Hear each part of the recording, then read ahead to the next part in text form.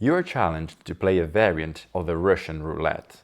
The revolver is a standard one with 6 chambers, but the difference compared to the usual Russian Roulette is that at the beginning 2 bullets are put into adjacent chambers. Your opponent goes first. He spins the chambers, put the gun to his head, pull the trigger and click, he survives. Then he passes you the gun and gives you the choice. You can either put the gun straight to your head and pull the trigger, or you can choose to respin the gun before pulling the trigger. Your life is at stake. Any little additional chance should not be neglected. What is your choice? And how much can you increase your chances of surviving?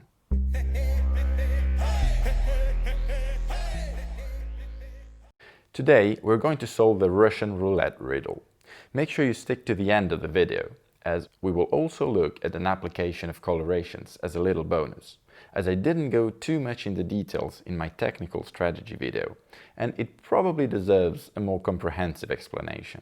For this riddle, I won't go through all the strategies one by one, but rather highlight the ones that I think are most relevant and provide a rationale. This doesn't mean that you can't take advantage of others as well, and you're more than welcome to try. As far as general strategies are concerned, the most relevant will be number 1 and 2. Use the information contained in the text and develop an intuition. This will always be irrelevant. Number 3. Look for symmetries and invariants. Number 6. Draw something. And number 7. List all possibilities. This time, we will not be able to use number 4, which had been so useful in our previous riddle, as we're only talking about 6 chambers, 2 of which have a bullet, and further reducing the problem would probably misrepresent the puzzle. Apart from 1, 2 and 6, which we will pretty much always use, the reason for including number 3 is because we can straight away recognize a rotational symmetry in the problem, as we have 6 chambers, which we can think as vertices of a hexagon. In addition, as the number of chambers and bullets is small, especially considering that 2 bullets are adjacent, it is very likely that we will be able to list down all possibilities. Looking at the technical strategies instead, we can promptly include number 1, probability, as the problem is about probabilities. This is by definition an adversarial game, so I don't think there is any reason to explicitly add this strategy in. Okay, I think we have what we need now, so let's make sure we understand what we are asked. How can we combine the knowledge of 2 things? 1. When the opponent pulls the trigger, nothing happens. And 2. The bullets are adjacent, one next to the other. Let's consider first the case where we respin the gun.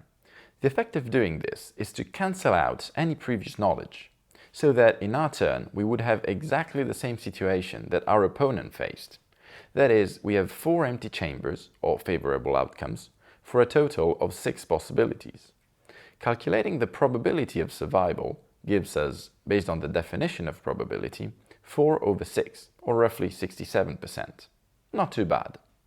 To consider now the case where we respin the gun, let's start listing. I will enumerate the chambers from 1 to 6, and taking advantage of the rotational symmetry of the problem, I will also consider that the 2 bullets are placed in chambers 1 and 2.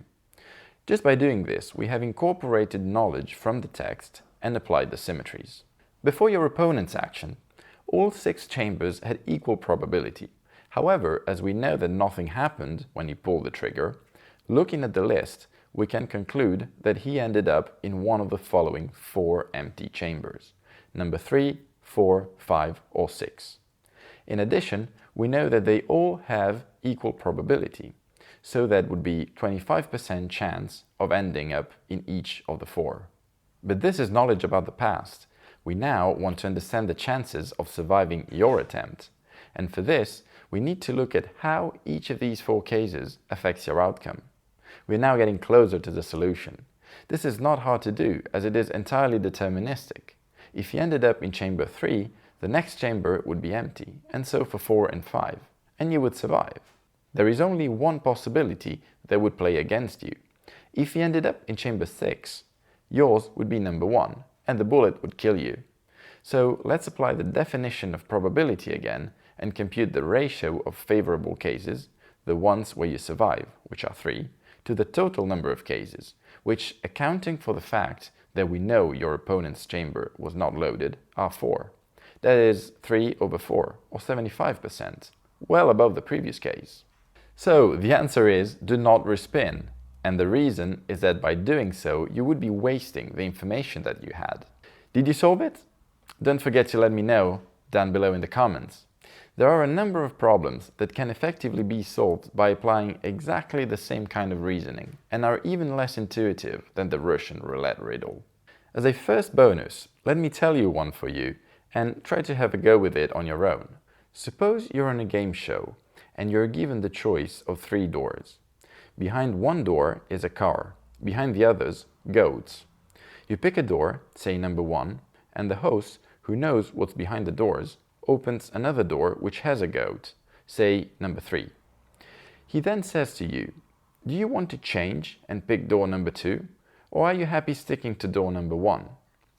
Is it to your advantage to switch your choices? Again, let me know in the comments if you find the answer. And finally, as promised, here is a little problem that we can solve with colorations. You're given an 8x8 square grid, and we then remove 2 opposite squares, so that you're left with 62 tiles. You are then given 31 dominoes, which look like 2x1 rectangles, and asked to tessellate what is left of the grid with them. How do you do this? You can pause the video now if you want to think about it. Well, let's apply colorations, and following what we said in the technical strategy video, let's color the grid as if it were a chessboard. We can notice now that when we remove 2 opposite corners, we are removing 2 tiles of the same color, say purple. We are therefore left with 30 purple tiles and 32 orange tiles. Now, it is not hard to see that each domino, no matter how you place it, will always cover 1 purple tile and 1 orange tile. So the task is just impossible. How would you solve it without colorations? Let me know in the comments below. Hopefully this gave you a better idea on how to apply this strategy. Anyway, that's it for this video. If you enjoyed it, make sure you press the like button and subscribe to the channel to get notified when our next riddle is out. I will see you in the next video. I am Yuri and this is RiddleBear, the channel that will help you develop riddle solving skills and be able to solve riddles you didn't think you were capable of.